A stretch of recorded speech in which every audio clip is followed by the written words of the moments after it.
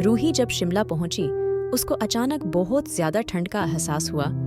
रूही खुद को कंट्रोल करके अनीता के कांधे पे सर रख के लेट गई। रात काफी हो चुकी थी। अनीता रूही को देख के बोली, रूही, हमारा घर तो थोड़ा पहाड़ी इलाके में है। मुझे लगता है ये रिक्शा वाला वहां तक नहीं जा पाएगा। एक काम करते हैं, हम पैदल ही चलते हैं, ठीक है? रूही, जो ठंड से कांप रही थी, अपनी माँ की बात सुन के थोड़ा गुस्से से बोली, पर माँ, इतनी सर्दी में आपको नहीं लगता वहां तक जाते जाते हमारी कुल्फी जम जाएगी?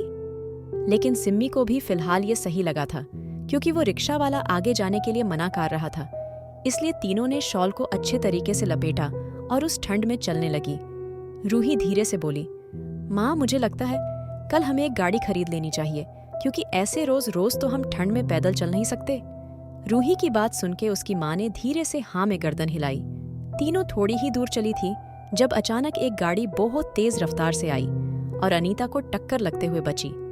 गाड़ी को देख के रूही जोर से चिल्लाई और अचानक चुप हो गई, क्योंकि गाड़ी वाला पीछे की तरफ आ रहा था। गाड़ी को पास आते देख रूही गाड़ी के शीशे के पास जाके बोली, तुम घटिया आदमी, तुम्हें सुनाई नहीं देता? अगर मेरी माँ को चोट लग जाती तो तुम्हें जिंदा जला देती। रूही की आवाज पे उस आदमी ने गाड़ी का शीशा नीचे करा और अचानक रूही को उसका खूबसूरत चेहरा नजर आया। गहरी काली आंखें, बिखरे बाल, चौड़ा सीना और उसका सफेद रंग जो रात में और खिल रहा था। उस आदमी को देख के रूही और सिम्मी दोनों ही पलकें झपकना भूल गई थी। लेकिन रूही होश में आते हुए बोली, एक्सक्यूज मी मिस्टर, आपको दिखता नहीं? आप गाड़ी देख के नहीं चला सकते? रूही की बात पे उस आदमी ने धीरे से अपना चेहरा साइड करा और अपनी सॉफ्ट वॉइस में बोला, I am really sorry miss, मुझे एक इमरजेंसी थी। आपको चोट तो नहीं आई? उसकी आवाज सुन के रूही थोड़ा नीचे झुकी और गुस्से से बोली, मुझे लगता है आप अंधे हो चुके हो मिस्टर, क्योंकि आपको ये नहीं दिखाई दे रहा। मेरी माँ गिरने से बची है और मैं बता रही हूँ, अगर मेरी माँ को कुछ भी हो जाता था तो तुम्हें शिमला की गलियों में दौड़ा दौड़ा के पुलिस से पिटवाती। पता नहीं खुद को क्या समझते हो। रूही के कहने पे तभी पीछे से एक लड़का पीछे वाली खिड़की से झांक बोला, ये खुद को मिस्टर रजत रायचंद समझते हैं, जो कि तुम्हारी पहुंच से बहुत ऊपर की चीज है लड़की। उस लड़के की बात सुन के रूही का गुस्से से बुरा हाल हो गया। रूही चिल्लाते हुए बोली, क्या करूं मैं? अगर इसका नाम रजत है और ये कौन है? रजत जानता था ना ही तो ये लड़की चुप होगी और ना ही उसका दोस्त, इसलिए धीरे से बोला, I am really sorry miss, आप जो भी है, मैं अपनी गलती पे शर्मिंदा हूँ। आप प्लीज मेरी गाड़ी में बैठिए, मैं ले चलता हूँ आपको जहाँ जाना है। रूही ने उस आदमी की तरफ देखा जो उनको लिफ्ट दे रहा था, लेकिन रूही अपनी ईगो से बोली, कोई जरूरत नहीं है, हम खुद जा सकते हैं। लेकिन तभी पीछे से अनीता बोली, बस भी करो अब। ठीक है बेटा, चलो, हमें मॉल रोड तक जाना है, वहां पे हमारा घर है। रूही को गुस्सा तो बहुत आ रहा था, लेकिन फिलहाल क्या ही करती, इसलिए चुपचाप पीछे जाके बैठ गई और रजत का दोस्त निखिल मुंह बनाता उसके साइड में बैठ गया। तुझे बहुत शौक है समाज सेवक बनने का। लेकिन अचानक गाड़ी के अंदर लाइट जली और निखिल ने मिरर से रूही का चेहरा देखा और वो देखता ही रह गया। रूही का गोरा रंग, उस पे उसकी बड़ी बड़ी आंखें और उसके बाल जो इस वक्त उसके चेहरे पे झूल रहे थे। रूही की फिगर जिसके आगे हीरोइन भी कम थी और उसके पतले गुलाबी होंठ जो इस वक्त बिल्कुल शांत थे। निखिल को चुपचाप देख रजत ने धीरे से उसकी तरफ देख के इशारे से पूछा, तो निखिल बस मिरर में देखता रहा। निखिल की नजरों का पीछा करके जब रजत ने भी मिरर में देखा, वो भी देखता रह गया, क्योंकि बाहर अंधेरे की वजह से रूही का चेहरा साफ नजर नहीं आ रहा था। और अब रूही को खूबसूरती से रजत भी इम्प्रेस्ड था। वहीं सिम्मी भी रजत की तारीफ कर रही थी। अब एक सवाल है, ये रजत कौन है? रजत रायचंद, दूसरे शब्दों में कहें तो शिमला का राजा। रजत पूरे शिमला पे राज करता है। रजत बहुत बड़ी कंपनी का सीईओ और कई होटल और क्लब का मालिक। रजत के घर में उसकी बहन निया रायचंद और उसकी माँ रूहानी रायचंद हैं, और निखिल रजत का दोस्त, जो कि उसके साथ साए की तरह रहता था। अभी भी रजत एक पार्टी से घर लौट रहा था।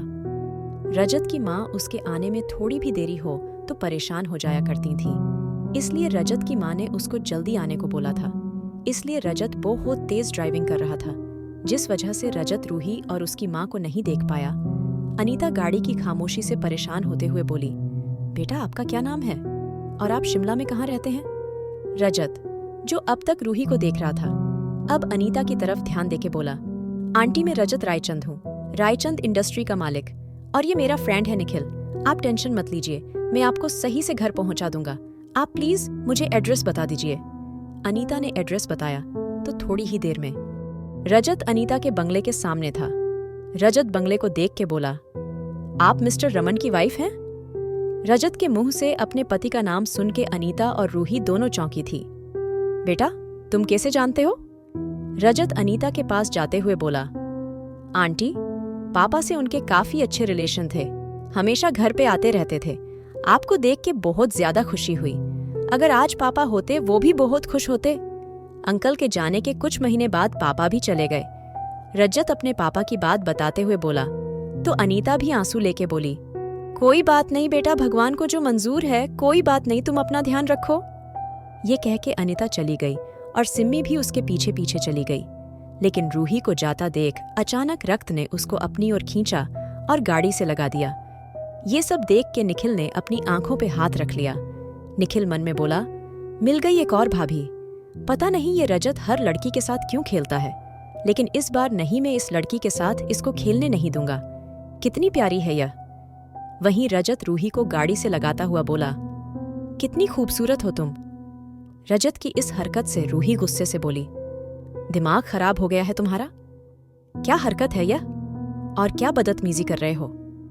रूही को बोलता देख रजत उसके कान के पास आके बोला, बदतमीजी मैंने अभी करी ही कहाँ है, लेकिन एक बात याद रखना, तुम शिमला में नहीं मेरे दिल में आई हो, और अब तुम्हें इस दिल से जाने की इजाजत नहीं है। तुम पे सिर्फ और सिर्फ मेरा हक है। रजत को लाखों लड़कियों ने रिझाने की कोशिश करी है, लेकिन तुमने कुछ करा भी नहीं, और मैं तुम्हारी तरफ खुद अट्रैक्ट हो गया। कुछ तो बात है तुम में बेबी। अब तुम मेरे घर आओगी मेरी वाइफ बनके, और हाँ, अगर तुम किसी के साथ भी अब दिखी, मुझसे बुरा कोई नहीं होगा। और रजत बार बार नहीं, सिर्फ एक बार समझाता है। रजत की बात पे रूही उसको खींच के एक थप्पड़ मारना चाहती थी, लेकिन रजत की पकड़ बहुत मजबूत थी। रजत ने अचानक रूही को छोड़ दिया और उसके बालों को सही करके बोला, जाओ आराम से सो जाओ। ये कह के रजत अपनी गाड़ी में बैठ के हवा की सी तेजी से गायब हो गया और रूही सिर्फ उसको देखती रही। इस बात से अनजान एक उल्लू काफी देर से बैठा अपनी गुस्सेल नजरों से उसको घूर रहा था। कौन है ये रजत, और क्या जवाब देगी अब रूही रजत की हरकत का? रूही पहले तो ऐसे ही खड़ी रही, फिर गुस्से से चली गई। वहीं एक उल्लू गुस्से से बैठा उसको घूर रहा था। अचानक वो उल्लू लाल आंखें लिए उड़ गया। डेमन जो खूबसूरत कमरे में बैठा था, बाहर खिड़की की तरफ देखने लग, और जब डेमन ने उस उल्लू की लाल आंखें देखी, डेमन को कुछ भी समझने में ज्यादा टाइम नहीं लगा। डेमन गुस्से से बोला, मुझे उसकी पूरी जन्म कुंडली चाहिए, वरना उसके साथ तुम्हें भी जिंदा जला दूंगा। वहीं रूही खाना खा के अपने कमरे में आ गई थी। जब अचानक उसका फोन बजा, रूही ने फोन देखा तो सामने ही किसी अननोन नंबर से कॉल आ रहा था। रूही ने जल्दी से कॉल रिसीव कर लिया। पता नहीं क्यों उसको डेमन का ख्याल आया था। रूही के हेलो कहने से पहले ही एक कॉल्ड वॉइस पूरे कमरे में गूंज गई। Hello baby girl. उसके इतना फ्रैंकली बेबी गर्ल कहने पे रूही का गुस्सा आसमान छू गया। रूही उस घटिया आवाज को पहचान गई थी। रूही फोन उठाते हुए बोली, क्या चाहिए तुम्हें? लिफ्ट लेके गुनाह कर दिया? देखो, तुम जो भी हो, मेरा पीछा छोड़ दो, क्योंकि मैं तुम्हें ना जानती ना पसंद करती, और अगर तुमने फिर से ये बकवास करी तो पुलिस में जाओगे। लेकिन थोड़ी देर में बेचारी रूही को अपने कहे पे पछतावा हुआ था, क्योंकि वो बहुत अच्छे से जानती थी उस आदमी से पुलिस भी डरती थी। रूही ने गुस्से से फोन पटक दिया, लेकिन तभी एक जोरदार आवाज उसके कानों में गूंजी, welcome to hell baby. Ruhi ने जैसे पीछे पलट के देखा। डेमन अपनी आंखों में नफरत लिए रूही को घूर रहा था, और रूही का जैसे सर्दी में बुरा हाल था। रूही कांपते हुए बोली, तुम यहाँ क्या कर रहे हो? डेमन रूही के करीब आता हुआ बोला, क्यों, मैं यहाँ क्यों नहीं आ सकता? तुम्हें लगा तुम मेरे बच्चों को मार के खुशी से रह सकती हो, और मैं एक वैम्पायर होके अपने बच्चों के कातिल को माफ कर दूंगा? डेमन की आंखें आग उगल रही थीं, जिससे रूही बुरी तरह कांप रही थी। रूही ने साइड पे पड़ा फ्लोर पॉट उठाया और जैसे ही डेमन के सर पे मारने लगी, अचानक डेमन ने उसका मुंह पकड़ लिया और उसको दीवार से लगा के बोला, मेरे सब्र का बांध मत तोड़ो, वरना तुम्हारे लिए बहुत महंगा साबित होगा, क्योंकि मेरे अंदर की आग नहीं बुझेगी और तुम जरूर बूझ जाओगी, इसलिए अपनी हद में रहो। डेमन की पकड़ इतनी तेज थी, एक बार को रूही की आंखों में दर्द से आंसू आने लगे। डेमन रूही के होंठों के करीब आता हुआ बोला, मेरा मन करता तो तुम्हें एक बार मार देता, लेकिन मुझे तुम्हें रोज रोज मारना है, तुम्हें पल पल तड़पते हुए देखना है। मुझे उस पल का इंतजार है जब मैं तुम्हें पल पल तड़पाऊंगा, तरसाऊंगा और तुम मुझे भीख मांगोगी, और वो भी तुम्हें नहीं मिलेगी। और ये तो शिमला है बेबी, तुम दुनिया के किसी भी कोने में छिप जाओ, मैं तुम्हें ढूंढ के निकाल लूंगा। डेमन ने ये कह के अपने दांत लंबे करे और रूही की गर्दन में चुभा के बोला, तुम्हारा ये खून, तुम जानती हो, तुम्हारे इस खून ने मुझे जिंदा करा है, लेकिन अफसोस इस बार मैं एक अच्छा नहीं शैतान बन के वापस आया हूं, और इस शैतान से तुम बच के रहना, वरना मारी जाओगी। डेमन ये कह के गायब हो गया और रूही अपना मुंह पकड़ के बैठ गई। रूही का बुरी तरह दुख रहा था। रूही आंसू लेके जमीन पे बैठ गई। वहीं शिमला एक खूबसूरत घर में एक हैंडसम सा लड़का एक लड़की के शरीर से खेल रहा था। ये लड़का कोई और नहीं रजत रायचंद था। रजत रायचंद अपनी ही एक गर्लफ्रेंड रिया के शरीर पे आइस क्यूब रब कर रहा था। रिया सिसकते हुए बोली, ओह माय गॉड रजत, आज वो मजा नहीं आ रहा। क्या हुआ, किस सोच में गुम हो? रजत रिया की बात सुन के गुस्से में उठा और उसके ऊपर सारे आइस क्यूब फेंक दिए।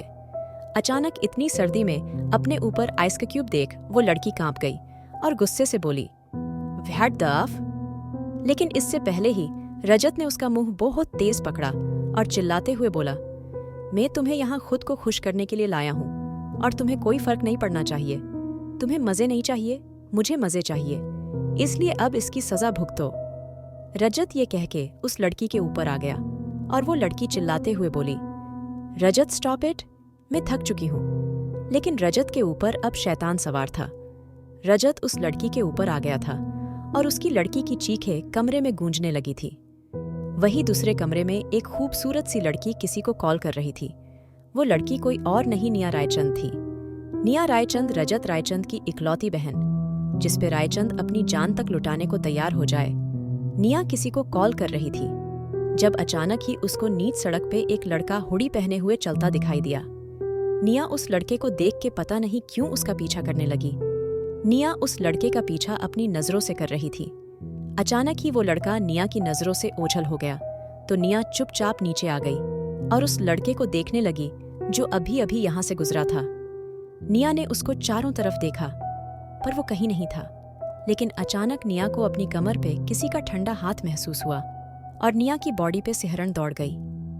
निया घबराते हुए बोली, कौन है? लेकिन उससे पहले ही किसी को गर्म सांसें उसे कानों में पड़ी। मुझे स्टॉक कर रही थी बेबी? निया ने आंखें कस के बंद कर ली और जैसे ही आंखें खोली उसके सामने एक बहुत खूबसूरत सा लड़का जिसकी आंखें हरी थीं उसको ही देख रहा था। ये लड़का अलेक्स था। अलेक्स को देख के निया पल के झपकना भूल गई। उसने अलेक्स जैसा लड़का अपनी जिंदगी में नहीं देखा था। अलेक्स के चेहरे के एक्सप्रेशन अब और भी ज्यादा कॉल्ड हो चुके थे। अलेक्स निया की गर्दन पकड़ता हुआ बोला, तुम्हारी आंखों में मेरे लिए पसंदीदगी जाहिर हो रही है, लेकिन याद रखो मैं मौत का दूसरा नाम हूँ, इसलिए मेरा पीछा आज तो कर लिया, अगर आगे से कभी मेरा पीछे करती नजर आई तो जान से जाओगी। निया अचानक उसकी आवाज सुन के डर गई और जल्दी से अपने घर की तरफ भाग गई। निया को रजत का भी डर लग रहा था और वहीं एलेक्स का हंसते हुए बुरा हाल था, क्योंकि उसको नहीं पता था यह बच्ची उसके पीछे आएगी। लेकिन तभी अलेक्स को बहुत तेज रोशनी दिखाई पड़ी। अलेक्स ने पलट के देखा तो एक लड़का जिसकी आंखें पीली थीं उसको घूर रहा थे। अलेक्स के मुंह से उस लड़के को देख के अचानक निकला, टाइगर तुम? आखिर कौन है ये टाइगर और क्या अंजाम लाएगा रूही और डेमन का नफरत से बंधा ये रिश्ता? जानने के लिए सुनिए blood lust, seduction of the night. और अगर एपिसोड पसंद आया तो लाइक, शेयर और सब्सक्राइब करना ना भूलें।